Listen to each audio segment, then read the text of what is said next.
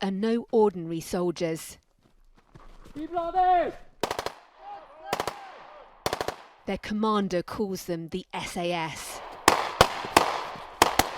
It stands for Saturdays and Sundays, because that's when Estonia's citizen army trains.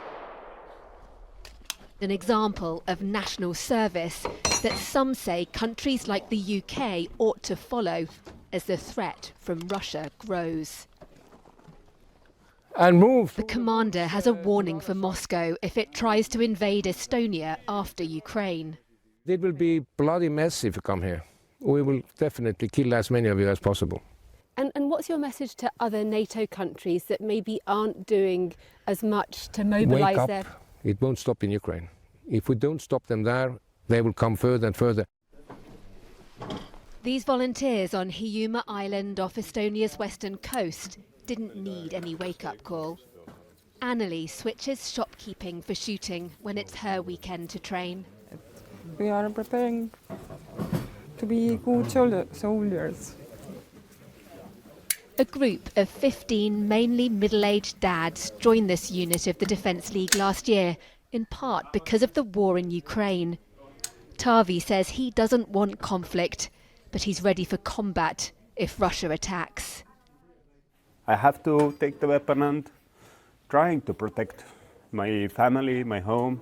And why is your island so important to you? It's my home.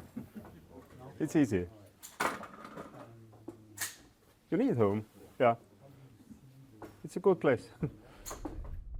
This island of some 9,000 people would be an attractive target for Vladimir Putin in any war with NATO, giving him the ability to control access to the Baltic Sea. The governmental sector understands. The head of the Defence League says European security is fundamentally linked to what happens in Ukraine. Should Russia succeed there, the chance of an attack on a NATO state grows. How seriously we take the support in Ukraine. If we give up in Ukraine, so are we giving up also our own defense? So it's quite critical and should be not separated. It's a question that matters in particular for this place in northeast Estonia.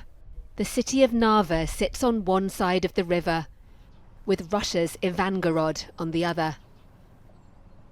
A crossing point, called the Friendship Bridge, still connects the two foes. It's hard to believe that this is the very edge of